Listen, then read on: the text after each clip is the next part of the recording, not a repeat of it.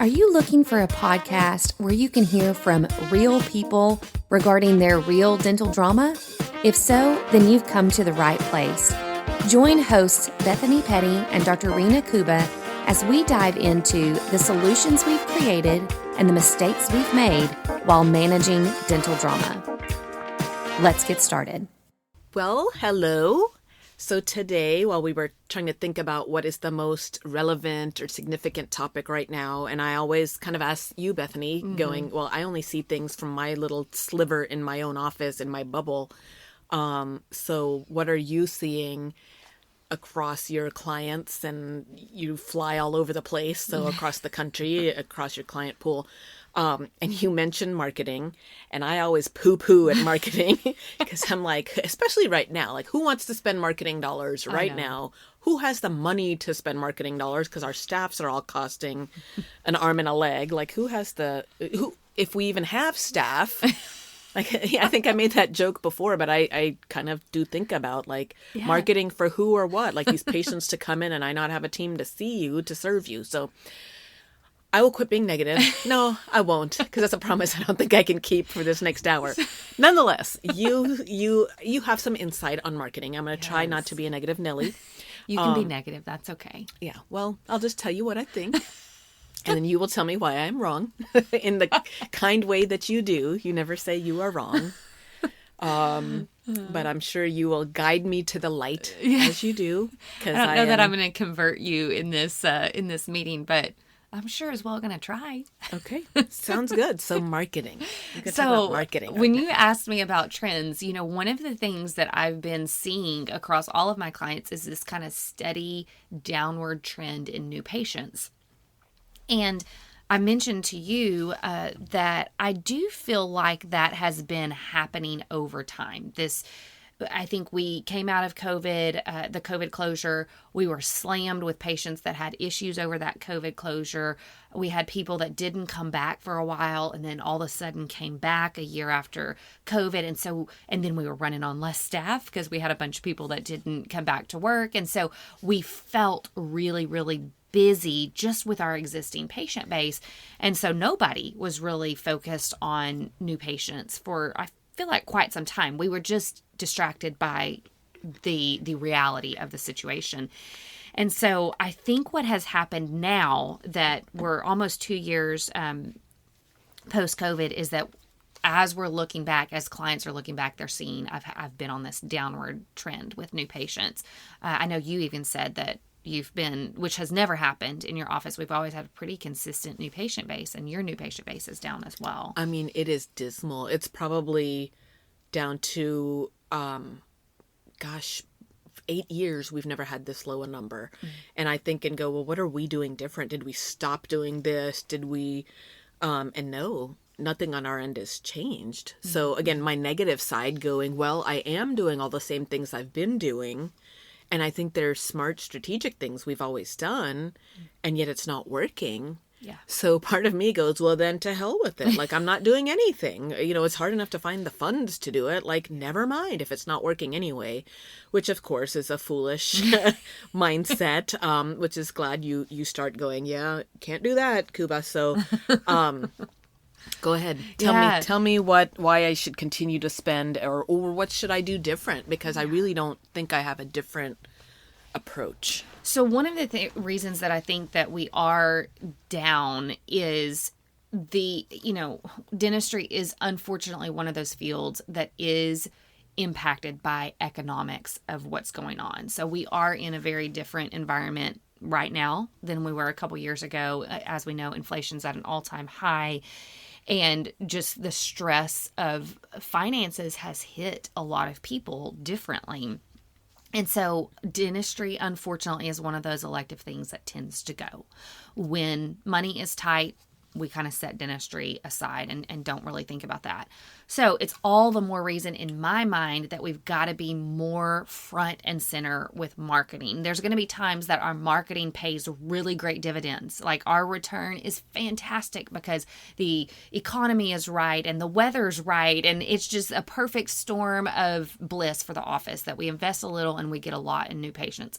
And then there's going to be times like now that we're in, although I think we've got to fight for those new patients harder. But if we stop the fight, our new patients are going to go from dismal to none, and we can't have that happen. So I do think we've got to be really intentional with marketing, intentional in that we've still got to keep doing it, but we can't spend a fortune because, again, inflation is impacting us. Our supplies are higher, staff is higher, et cetera, et cetera. So we've got to be very smart with some of the marketing that we do.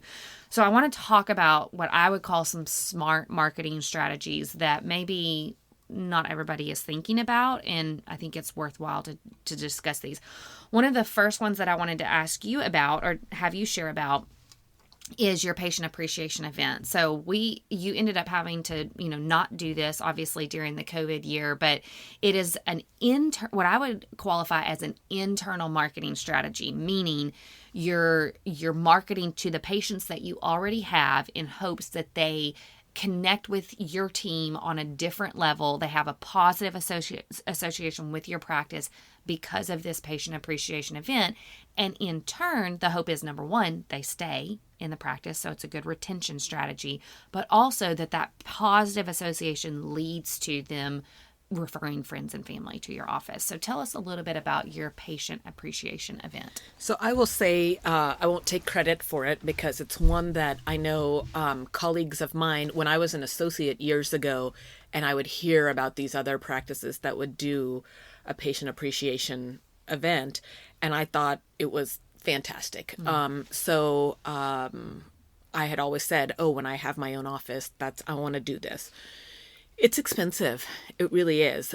But I go back and say, well, if I did 2 rounds of postcard mailers, that's what I'm paying for. So in that regard, then it's really not that expensive.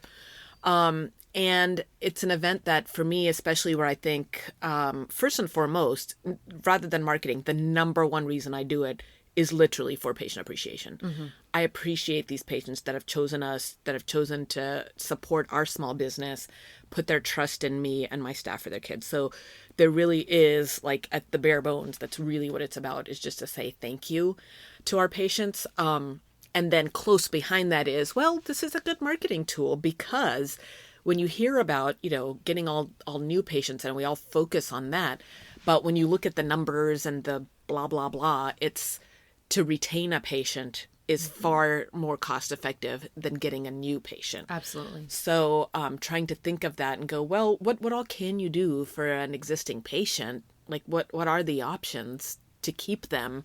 So we have a lot of like little things in between, but as a person, I can relate to that too, in that anytime you go to purchase something, a bigger ticket item or whatever it is, and you're like, right now you're paying attention to me. Right now you're listening. So for example, like when I built the office and it was like, well, what dental supply company do I go with? Well, right now you're returning my calls, you're answering my emails, you're entertaining me because you're trying to get the business. And then after that, am I just another number and I'm forgotten and I've got no support and anything like that, right? So I hate that feel and that thought. And so it's kind of the same thing. As a new patient, you've wowed me with this and that and that. And now you're an existing patient. You're like, oh, well, I don't really matter anymore. They just wanted to get me right to get in. So I don't like being made to feel that way. So I don't want my patients to feel that way. And so patient appreciation is another way for me to give back to my existing patients, and develop that internal marketing, like you mentioned, which is so important. Those are all the patients you always love. It's like when you're like, oh, well, this patient that Susie referred, well, if Susie spoke highly of me, then this patient's already expecting, they're already going to come in with the idea they're going to like me, as opposed to the new patient that found me on the internet or through insurance. They don't know if they're going to like me yet or not. But the patient that Susie referred, most likely is going to like me because Susie told them to like me. And they've got an internal trust because they know a friend comes to you. So it's a completely different patient that comes into the practice. Right. And this is nothing new. We've all known this. Yeah. We know all of this. But it's, I think, really the logistics behind creating a new patient event, that's where probably most people pause. And so it was kind of annoying initially, but now it's super easy. We've got our system streamlined, and it's, so I'll dive into here what it is. But even to the point of like right about now, we always do our patient appreciation event in April. Patients are already calling now. And have been for the last couple of years. It's like January, February, they start calling to go, hey, do y'all have it booked yet? Can I reserve my spot yet? That is so exciting to me. That is super so exciting. that for no reason at all, you're remembering me, the office, how you were made to feel. And it's, I love that they're remembering something connected to the office that is outside of the office. So it's this, what we try to do with all marketing really is to create a positive association with the practice. One of the easiest ways to do that is to do something that's obviously connected to the practice, but completely outside of the office, different. They're thinking about your practice in a way that's not just dental related. Right. And again, dental, what do we have positive going for us? We hurt you, everything tastes bad and smells bad. Oh, and it costs a lot too, and your insurance isn't going to cover it. So there's very little to exude this positivity about our profession. And so for me, if we can do that, and so it is heartwarming to me. And people so at our patient appreciation, first time we did it, it was 2015. And I remember that because we made t-shirts. And so everybody got or all the kids got a t-shirt, and we put 15 on the back to make it look like a sports jersey, even though it was a t-shirt, but it had like CDCI, because Children's Dental Center of Irving, so it had CDCI 15. So it looks like a, soccer team's jersey, whatever. And with our logo on the front. And so people have been collecting that t-shirt. Yes. And apparently it's a really good quality shirt. Like, if y'all listen to our last episode, we were talking about disgruntled patients, and there was this disgruntled dad who didn't want to pay for the exam or whatever. And in my conversation with him, he literally said, I know you care about your patients because you've taken us to Legoland. 5 years, we still have the t-shirt. You gave us such a good quality shirt. Like, that's interesting. We were laughing at that, and it like totally softened the mood. So who knew that patient appreciation 5 years later could get me out of this mess of this guy not wanting to pay for this exam? Like, that's blow me away. mind blowing. Right. Anyway, so we give t-shirts at our event. So again, it ends up being costly. So this was back in 2015. And my office is not far from the little Legoland at Grapevine Mills Mall.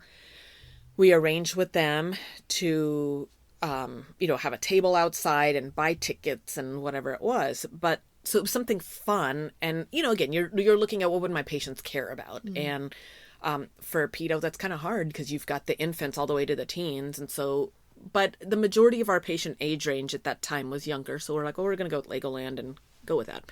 So I want to say it was like, $10 a ticket. So the average family of four, $40 right there, plus all the t-shirts, which we were just doing t-shirts for kids at the time. So it's like a good $50, $60. Not to mention the staff I've got to pay to be there, to meet and greet and do all of that.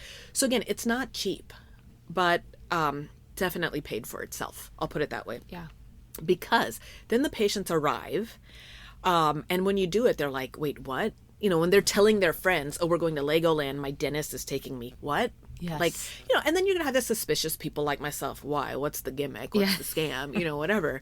So whatever. But as we get there, we greet them, we check them in, they go enjoy Legoland, and then they leave, and that's that. Yeah. And so we really, it was like no tie to anything else, just a thank you. Now, the other part that I firmly believe in, and that we make sure to express to the parents, everybody who comes and says, oh, thank you so much for having us here today, we all make a point to say, no, thank you for being a part of our dental family, being part of our small business. And then also, it's very important to me as pedo to say, for the kids to see us outside of our white jackets, that we're here too, playing at Legoland. My kids are playing in there too. Yeah. So it really helps the patient rapport, where if you had a kid that was kind of scared, who's now coming full circle, coming back at their next cleaning, and it's like, hey, do you remember when we raced Lego cars down the thing? Or so it really changes the perception of who we are. It also, I think, for the parents, makes them realize we're people. So when you're in here screaming at us about something, we are people. Like, you seem to forget that. You seem to forget that when you hide behind the phone or you hide behind Google reviews. But we are people with real lives and real kids and real everything. So hopefully it reminds you that we're not some giant operation that has unlimited funds, that we're people. And so I think one time I had a dad too that said something like, I guess he was caught me in the hallway to yell at me about our sending him to collections. And there's still patients, God bless. But this was about 4 years ago. And he's like, well, why do you send to collections? I mean, I will pay the bill. And, LabCorp, they never send to collections. And I'm thinking, okay, so this is a pattern for you. You don't ever pay your bills. And you seem to be okay with that. Like, I would not admit that to anybody, but fine. But I'm like, I'm not LabCorp. What makes you think that I'm LabCorp? that I've got like just millions of funds to be able to? I don't. Yeah. I pay these ladies. And I've got to be able to have the patient pay their bills so I can pay these women. Right. And I can't tell them that you can't get paid because he's going to pay whenever he's going to pay. LabCorp can function that way. They're a giant enterprise. I am not. Right. It's just me. This tiny little office. Like you're comparing apples and oranges there, buddy. You're comparing apples to watermelons. Like, I don't even know what you're doing. So anyway, it just kind of hopefully subliminally puts that message in that we are people too. Yes. And we're trying. We're not going to get it all right. There's no way, but we are trying. Anyway, so it started off in 2015, and I want to say 2015, 16, maybe even 17 we did at Legoland, and then we changed it to the zoo, which worked out perfect around COVID. So I think we did miss 1 year. I think it was just that 2020 that you missed, yeah. Yeah, because we couldn't. But then even the next year, there was still like mask, not mask. I want to say Delta, maybe like something, but it didn't matter because I think it worked really well because people wanted to get out. Yes. And then of course with, tensions with finances and all that, but it's okay. The dentist is taking me to the zoo and my kids can get out and be outside. So it was a really great timing. Like I couldn't have asked better for that. And then we started, after the first year, we started doing a food drive with it. So it's called We're Killing Multiple Birds with One Stone, patient appreciation. And also we were donating food to Irving Cares, homeless shelter or whatever. So come in and bring your cans. And people are used to that, like with the state fair in Texas and stuff like that. So come in for your discounted ticket, bring some canned foods and bring some things to donate. Certainly the people that don't bring stuff, they still come in, but they feel bad. Right. Because they're seeing like other people are bringing their stuff and look what all we collected. So the next year they come, it's almost like they bring double, for they feel bad for the year they missed, right? But there's very downside. There's a very low downside to it, even for like staff. Like I let the staff, you're going to work the 2 hours checking and greeting. You're going to be the photographer. You're going to take the Irving's Care food in your car. Everybody bring your wagons, like whatever. Like we've got it streamlined. Yeah. But I let the staff bring their kids and go in. Yeah. So it's like a staff appreciation while you're at it. So you got paid and you got to go to the zoo for free with your kids. So it's really like the real downsides are, yes, it costs a little bit. Probably by the time I'm said and done, maybe, I don't know, $6-7 grand, $8 So it's not cheap, but definitely like when you think about the cost of a postcard mailer, right? What those campaigns cost, $5-6 grand for one postcard mailer to go out. Yeah. So in that sense, it's a no-brainer. But then we post on social media all the family photos and look at our event and please post your own photos and.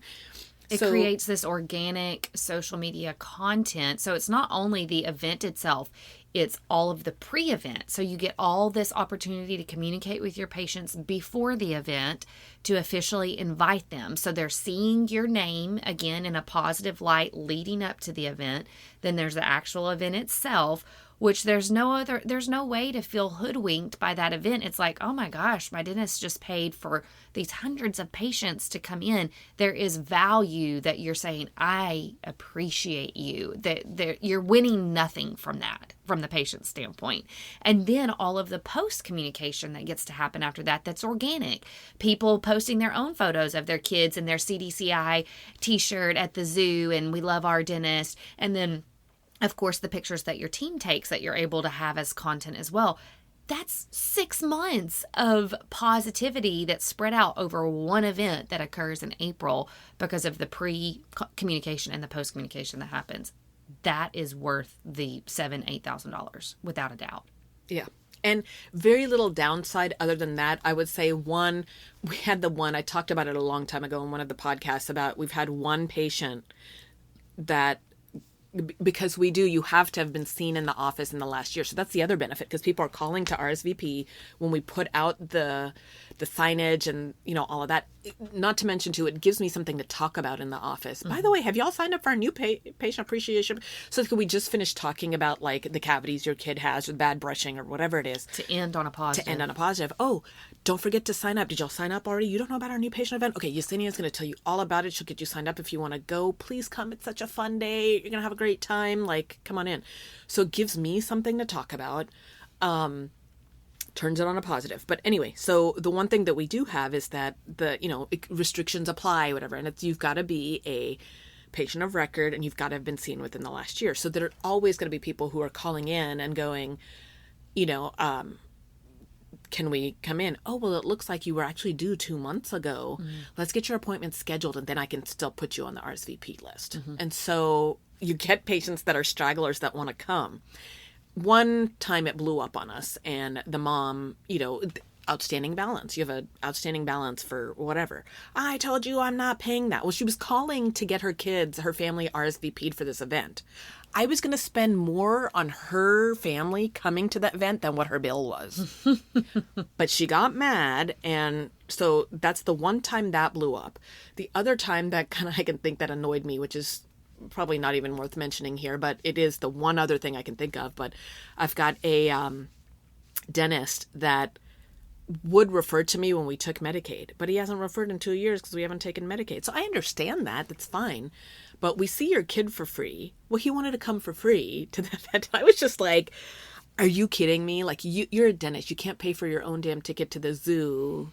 So it was just annoying. And I had to have that PR moment of okay, people are going to try to take advantage and milk where they can. Yeah.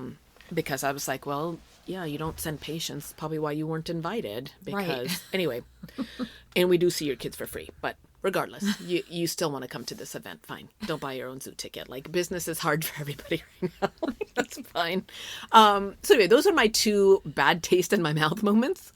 So few and far between. Since we've been doing it since 2015. 2015, yeah. To have two is pretty darn good. Yes. And so people who collect the shirts, wear the shirts, stuff like that. It's just, it makes me smile that people, are part of our office family. They really are, because they are. Well, and that it's so part of the culture now that when they haven't received the notice, they're calling to figure out because they don't want to miss it. Yeah. That, again, it creates that positive association. So that, to me, is the point of marketing, is that there's this positive association with your practice that either brings a patient into the office or retains a patient in the office. And so and the t-shirts are, to me, the icing on the cake, because then it does create that feeling of, oh gosh, I collected in 2015 and 2016. I've got that t-shirt now. And so this collection of t-shirts that has occurred for people over the years, which again, you think about that from a marketing standpoint, I know my kids have received almost every t-shirt from you for those. And it's like, we wear the heck out of those things. So then you kind of move past the 6 months, the 3 months of pre-communication and all the post afterwards. And then you go, but the t-shirt is being worn all year long to various places and is marketing for you. Which is funny, where I never would have thought of this until, doing my own stuff. And my dad does my marketing stuff for me. And he's just this marketing genius. He's very sharp with different products and things like that. There'll be something I'm like, why don't we give this? And he's like, you could, but with the same dollars, you could get this and have this impact. And I'm like, didn't even think of that. So t-shirts are one that he has always said, where, you'll go to some places and they're like, you could buy our t-shirt. And he's like, that's the dumbest thing I've ever heard. Yeah. Because you want people to wear your shirt. Yes. That is free advertising. That is, orthodontists can do it with because they see the patient every month. And, the ones that are like, wear your shirt and then that day you get a stamp. Yeah. Well, that kid's wearing that shirt all day in school. Yes. And there's an orthodontist in our area and that's what he does. And kids have said, that's the orthodontist I want to go to because my friends all wear that shirt and I want that shirt. Yes. Yes. It is worth the $10 on that t-shirt. And the shirt shouldn't even cost $10. Yeah. If you're paying $10, you're paying too much. Exactly. I'll find my dad. Although he did tell me, because I asked him just last night, have you ordered the shirts yet? And he's like, well, I've been waiting to see if pricing comes down and blah, blah, blah. So anyway, I'm going to pay more for shirts this year than I have before. Cost you more. Yeah, but certainly not $10. Yeah. again, when my dad was doing it, so he's not charging me what I would pay on a 4M print or something like that. So $4 a shirt, $3 a shirt. Yeah. Dude, that's worth it So to me worth because it. this kid's going to wear the heck out of that shirt. Yeah. So- And it's that mentality of I belong. This is my practice. This is my doctor. This is my T-shirt. And so marketing products like that can be attached to a patient appreciation event just, again, increases the value of that investment. Well, and even when we were talking about with my office manager, we always look at the numbers from the year before and all of that, like how many shirts do we need to order, and COVID threw it off and so whatever. And she said something about, well, you don't need to order shirts for the parents. And I'm like, you're missing it, because a lot of these parents, they love having the same shirts as their kids. And so now they can go somewhere and all four be wearing the same. If you're a matchy family, like I love that. My husband doesn't care so much for it, but I do. And I love those pictures where we all look the same. And then, on top of it, it's a shirt that is a good quality shirt according to parents. So they wear the heck out of it.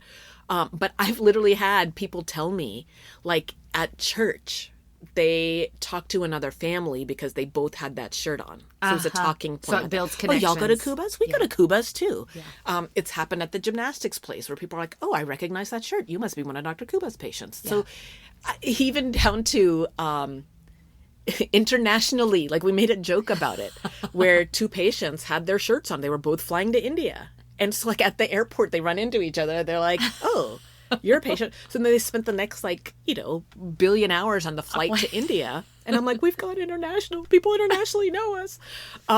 So, I mean, it's just, it pays for itself is the point. Yeah. And again, I know a lot of practices that have taken that and capitalized on that. I have one pedo practice that gave out T-shirts, and they said, it was gearing up for summer. Hey, take your picture of wherever you travel to, post it on our page, and then we're going to do a drawing for, who went the furthest, and whoever traveled the furthest is going to get, some other prize. So again, kind of reinforcing the value of that by getting as much as you can out of that free T-shirt that you gave away. It's just worth it. And not even just for pedo. Honestly, there are great gifts that as a general practice or practices that serve, adults, there are things that you can give. It may not be a T-shirt, although I think everybody loves a T-shirt, but you can certainly think of coffee mugs that, I can't tell you how many times I'm in an office where I'll see a coffee mug from a specialist that, they delivered coffee mugs to all of their, referring offices, or notepads, Post-it notes.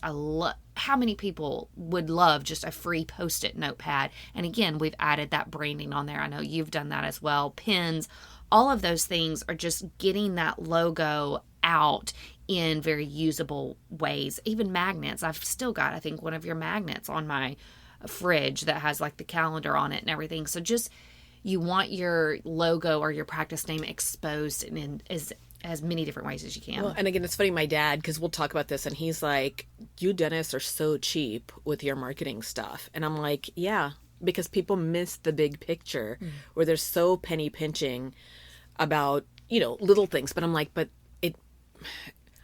think about yourself. What do you like to get when you go somewhere? And the mug that you'll use forever. Well, if it's a crappy mug, I won't. But if it's a cool mug, I will. Exactly. We just recently ordered these pencils that I need to get you for your kids. I don't know if you saw them, but they're black pencils. But they're not mood pencils, but I guess they change color with the heat of your fingers. Cool. I know my kids love that. And so when I saw that, I was like, ooh, I want to get some of those. Yeah.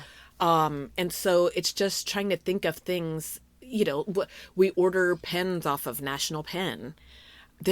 Every month I get something from them in the mail that I think they're so clever. They're a marketing company, but every month I get something that I love these little gadgets. And I start going, is this something that if I loved getting it, will my patient love getting it? Right. So is it something that you think outside the box with that, if it's a cheap pen, no, I'm not going to think of you. In fact, I'm going to think of you and go, oh, you gave me that cheap pen. Exactly. That happened recently. Somebody sent me a cheap pen, and I was like, oh, Lordy, you're doing yourself no favors. Why? Why bother? You hurt your reputation with this pen. Yes. Yeah, it's got to be a good, and again, I would not order 1,000 pens if you haven't tested the quality of writing. And so when you're actually using that pen, how it writes is, if it's blotchy and leaks and all of that, like it is not, you don't want to put your logo on that, because that says you're not concerned about quality. And that's the last thing you want as a dentist. So if this is not your cup of tea, like I love stuff like this. I love products. I love giveaways. We've talked about this before, like at the Southwest Dental Conference, the booth, right? Yes. Like what are you doing to woo people to your booth? And Bethany, you had a booth a couple of years ago, right? Yeah. You were like, okay, well, what should I have as my giveaway? And you turned to me and my associate to ask us, and we gave you two very different answers. We muddied the waters, but he's a foodie. Yeah. So if you have cool candy and whatever, well, the problem with candy is a lot of the booths have peppermints. Nobody's coming to your booth, like, save your peppermints, right? Or they'll do, like, the one booth I went to for candy was, I think it was like something with Oreos in it, like something new. And I was like, ooh, I want to try that. Is it worth it to me to go to that booth, get stuck in a conversation to get that piece of candy? Yes. Right? And then, of course, there's some people that are like, just are okay with brazenly walking up, grabbing a handful of candy and walking away. I'm not that person. I think that's rude. But anyway, he's one who will go for food. Yeah. So you better have some interesting foodie thing. Sweets. And for me, I'm like, I'm not getting trapped in I can buy my own cookie. Like, I'll go get my own candy bar. I don't want to talk to you.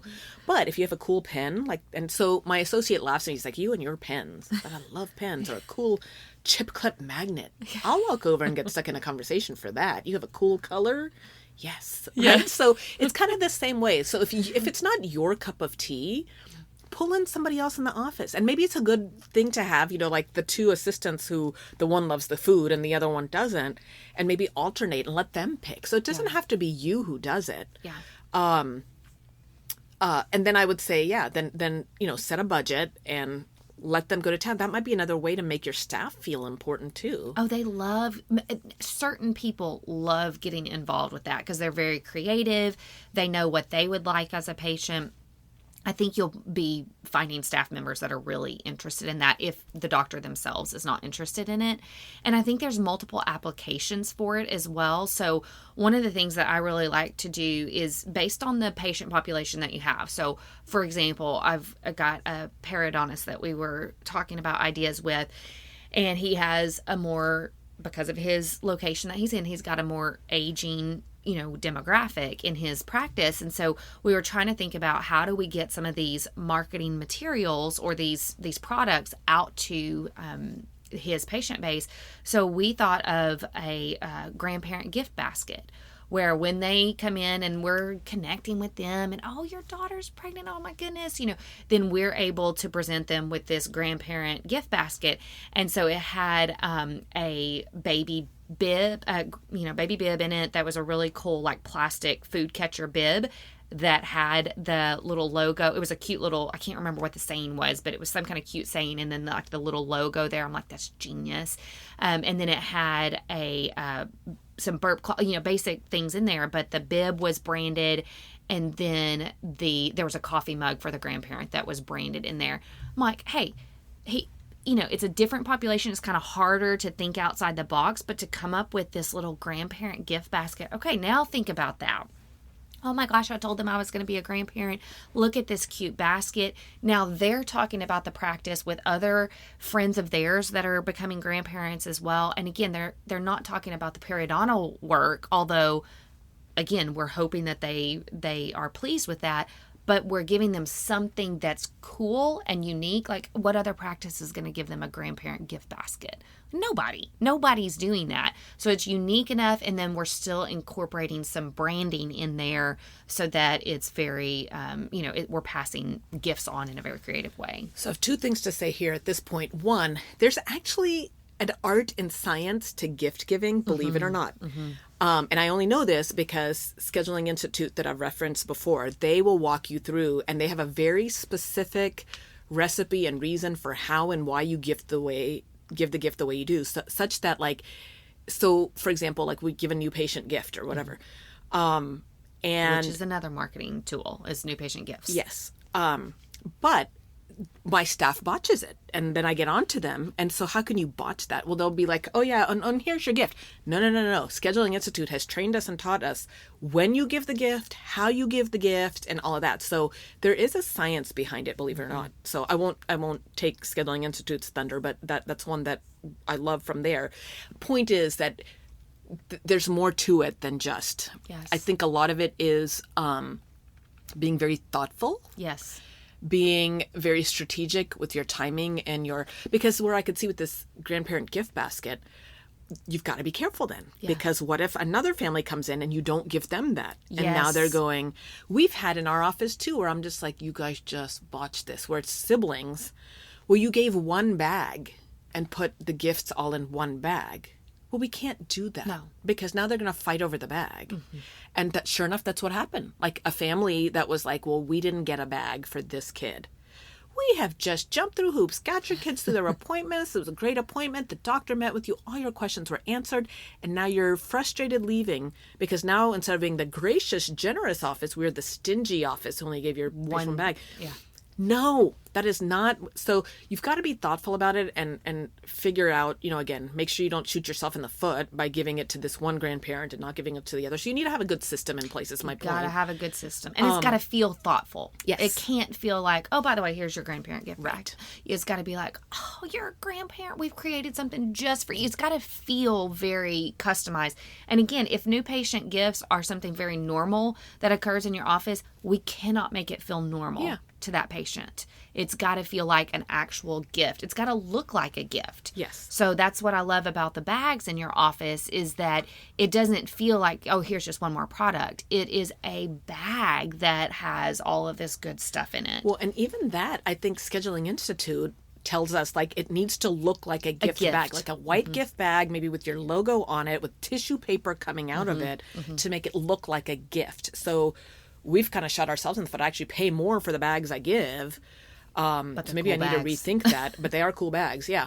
But again, so now are they going to come to the second visit expecting the same thing? And now have you disappointed them at the second visit? So there's got to be clearly the verbiage, the vibe, the feel has to be, this is a new patient bag. This is a gift for you for choosing our office, such that you don't shoot yourself in the foot in the future because now it looks like you're being stingy. Right. So that was one of my thoughts was this, it's got to be thoughtful. You've got to plan, but once you've got your system in place, it really pays for itself. The other thing, speaking of paying for itself, like everything we've talked about here, there is a cost. And I know when you were talking about marketing, there are low cost ways of having really good marketing too. So I want to make sure we have time to talk about all of that as well. So do you want to dive into some of your very low cost things? Yeah. So some of the lowest cost items that we can really do are social media, which is very low cost. So we'll talk a little bit about that. But also, we can do patient appreciation that is virtually free. So the one investment that I would encourage every office to make is in some really nice stationery cards that are branded. So I don't like thank you cards that are just from, Walmart. We grabbed a pack. Nope. I like branded thank you cards.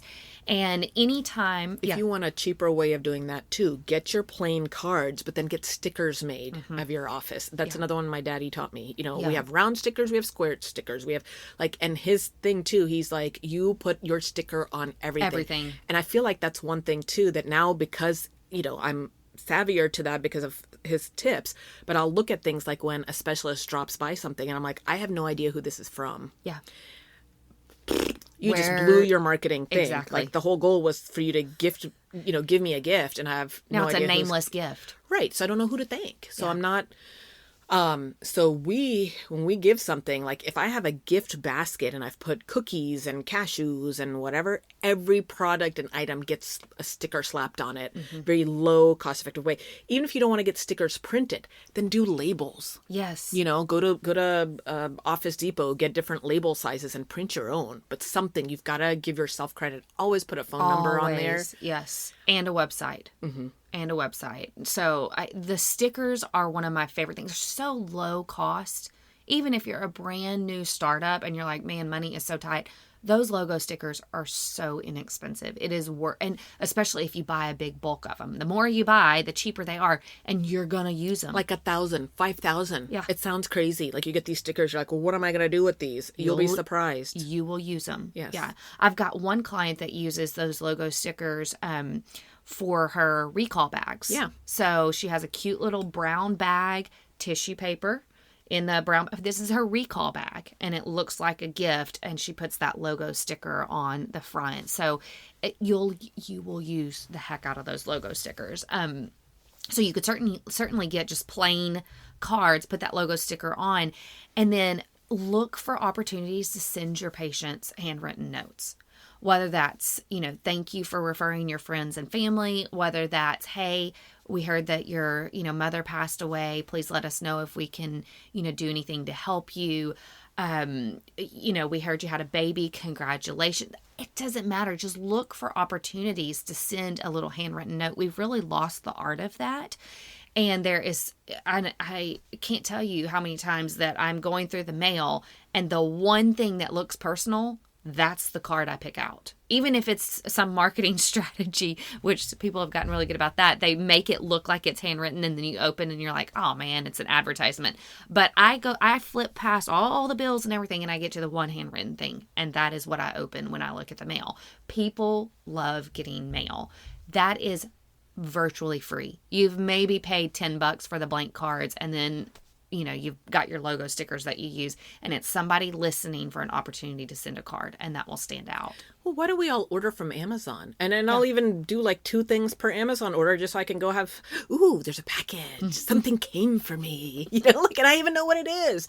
But it's still like, it's here, So like mail is that way. And then I think especially for kids, for us, like we make sure we put the kid's name on the envelope, because it's like, it's not for you, Mom. It's for your child. And so little things like we had not too long ago, maybe we were out of like orthoproxy brushes or something, right? And so I was like, I can't find them right now, but when I find it, and we did, I took that as an opportunity to mail a little thing of proxy brush. They could go to Walmart and go get them. Right. But the point is the kid got mail and they had proxy brushes in there. And then like if I have a sticker sheet or something like that, maybe I'll throw that in there. Yeah. Made the kid's day. Yeah. Mom took a photo of that, posted it on her own Facebook. Look at our dentist, blah, blah, blah, blah. Like it matters. Or if a patient sends you anything or brings cookies by or something, I always take a picture of that and post it on our own feed to say, thank you so much for thinking of us. You were so kind. Yeah. So I think all of that. The other thing that we've tried to implement a few times, and I'll be honest, like we kind of always drop the ball. Like we'll do it for a month or so. We drop the ball, but regardless, like trying to get back into, but assign your team. Like, and we did before where it was like, everybody pick your patient of the day and write a card. That proved to be too much. So then it was like, okay, every Monday, Susie, you're writing a card. Every Tuesday, Jenny, you're writing a card. Every Wednesday, Kuba, it's your card. Yeah. And then you assign somebody to say, hey, I need to get your card. Like you didn't give me your card. But it's just something that, again, where I go, okay, where could this bite me? If it's siblings, right, and you gave one to one sibling and not the other, so you've got to be careful with things like that. But again, super cost effective way that people love getting. So easy, and you never know when you're going to get that additional perk. Like with the one patient you mentioned, where they actually posted it on their own social media feed. That's like an extra bonus that you weren't even anticipating. But again, it kind of goes back to the patient appreciation event. They received something they weren't expecting from you. It was a handwritten card. It was thoughtful. They're going to be more likely to talk about you to friends and family, which is what we're ultimately, going for, is the retention of that patient, showing that we value them, and hoping and praying and crossing our fingers that they actually translate that positivity to other people who come to the office. Virtually free. I mean, it's so low cost. Well, and even, again, I didn't mean to make this podcast about marketing products, but for example, we have our magnet that's the calendar magnet for the year. And then we also do one that's a Cowboys magnet. Mm-hmm. All you Cowboys haters, America's team, everybody wants a Cowboys magnet. So in the summer, we design the lineup, the schedule, and to where patients are like, where's the Cowboys magnet? Mm-hmm. They know to come get, they know in July we've got the Cowboys magnet. And this year it was later because of all the, Delays backlog and whatever, but people are asking. And so to me, that like makes me so happy that people are thinking of our office outside of dentistry. And so super cost-effective way, and then that magnet sits on their fridge for a year. They look at it. Even when the Cowboys are done, like if the there. season's done, like it's still a magnet. People love magnets. So we have our business card magnet, and then we've got those 2 other magnets. So like little things that, my dad again still laughs. He's like, "Dads are so cheap. Why don't they do that?" And I'm like, I don't know. Like people are not thinking about the long impact of it. I love magnets. And they're talk about inexpensive. Magnets can be very inexpensive from a marketing tool standpoint. And one of the things that I want to make sure to draw out in this conversation is you've got a lot of consistent products that you've had in your practice over the years. You've the consistency of the patient appreciation event. That's something they look forward to. The consistency of your products, like the magnets. That's been something that's been a part of your practice for many years. And so now they ask about it and they associate that magnet with you. I do think that's an important thing to point out in this conversation. Not that you have to love the first thing that you've invested in, but invest in the same thing over and over and over again. We can change it up in different ways, and you've incorporated a lot of different things over the years, but there's been this consistency of the patient appreciation event, the magnets, which have been super consistent. You had some real consistency with the bears, for quite some time. Those have been really consistent. And so picking products that are your norm, that people become really accustomed to, I think is important. Don't reinvent the wheel every single year. Try to, encourage your patients to really get connected to certain products that come out. So handwriting cards, that's pretty much a free one, but make sure it's branded. And then the other component is social media, and that'll be something that takes effort, meaning we're not necessarily paying for it from a financial standpoint, but we are paying for it from a time standpoint. Somebody's got to be thinking about it. So in your office, we have your office manager who is pretty much constantly on top of social media. So that's kind of part of her baby that she focuses on. But she's also periodically encouraging the team, hey, this week I need pictures of whatever it is, XYZ. And then the team takes it upon themselves to get those pictures and send those to your office manager. So would that occur without her saying it? No, it would not occur. So you have essentially paid somebody to think about social media. She's coming up with a plan. She's telling the team what she needs. And I think that's a critical part of social media. It is outside of paying for the office manager. It's free. Unless you choose to boost a post, which I know your office manager does periodically. But boosting a post is so cheap. I mean, we're talking, it could be $10 to boost a post to a maximum. I think the max amount is $100. You can't pay more than $100 to boost a post, which means that it turns it into a marketing ad on social media.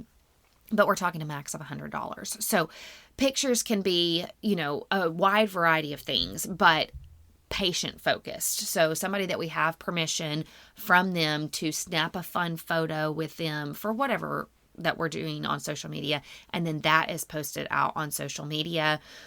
Getting your patients themselves to post onto their page something fun. So let's say we're talking about the patient gifts that you give away, and a patient was super excited about it. And we're like, oh man, I would love for your friends and family to see this really cool gift that you got today. Here, let me get in a picture with you. Mom, can you snap a photo? Cheese. And then Mom, be sure to post that on social media and tag us in it so that we can see, little Johnny with his cute little face up on your social media page. So getting the patients involved in posting things on social media, free. It is literally free. All it's taking is that thought and that time. So I will say, I have a couple of different thoughts here, and then I have a question for you. One, somebody had said not too long ago, and again, I don't personally do social media. I'm not a Facebook or Instagram, right. None of that. I've never done any of that. So I'm the least qualified person to be talking about those. But then you find somebody who in your office who is good at it, and make sure to pay them to do it. Yes. You know, it does take time. So maybe set in your budget and say, hey, you know, you're allowed 3 hours per week, an hour a day, whatever it is, but like have that set. Then there's always the how often is too much to post. So I guess there is a science behind that. And so you could think about that as well. But one of the things that was said to us too in a marketing seminar somewhere is that people really like authentic content of showing the dentist and the team as people. Yes. So that's what my office manager, and again, she's very good at it and she enjoys it. And she's also one of ours that works from home. So she does have a little bit more quiet time to sit and plan her strategy and do all of that. But like you said, she'll say, you know, this week is National Blah Blah Day, you know, falls on Tuesday. Why don't you guys all take this and take pictures around the office with this? Or one of my hygienists not too long ago needed to bring her dog to the office. We were having a slow day and she's like, well, I can only come, but my doggy, bring your doggy, that's fine. So we took pictures of like Petunia around the office. Patients love that. Yeah. You know, Petunia in the dental chair, like that one got, you know, spread like nobody's business. She was so cute. So it was very personal content.